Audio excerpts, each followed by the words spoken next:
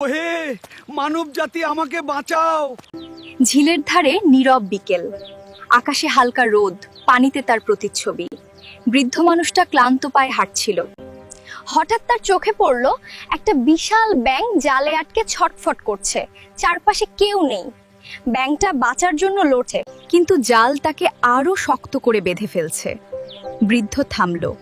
সে জানে এটা তার সমস্যা না, তার নিজের পথই তো কঠিন। কিন্তু সে দাঁড়িয়ে রইল। ধীরে ধীরে ব্যাগ থেকে কেচি বের করলো, কাছে গিয়ে জাল কাটতে শুরু করলো। ভয় পেও না, আমি তোমাকে সাহায্য করছি, শান্ত থাকো। ব্যাঙটা ভয়ে স্থির হয়ে গেল, যেন বুঝতে পারছে না এই মানুষটা তাকে বাঁচাবে না আরো ক্ষতি করবে। আমি এখনই তোমাকে এই জাল থেকে মুক্ত করে দিচ্ছি, তুমি একদম নিরাপদ আছো আমার কাছে এখন। ব্যাঙটা মুক্ত।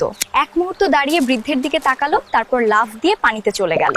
কোনো ধন্যবাদ নেই, কোনো শব্দ নেই, শুধু চলে যাওয়া। সব ভালো কাজের প্রতিদান পাওয়া যায় না, কিন্তু প্রতিটা ভালো কাজ মানুষকে একটু বেশি মানুষ করে তোলে। সেই কথাটাই পরম সত্য মা, ভালো কাজ করে যাও। দয়া কখনো ছোট নয়। কেউ না দেখলেও, কিছু না পেলেও ভালো কাজ করাটা নিজের হৃদয়কে বাঁচিয়ে রাখার সবচেয়ে বড় উপায়।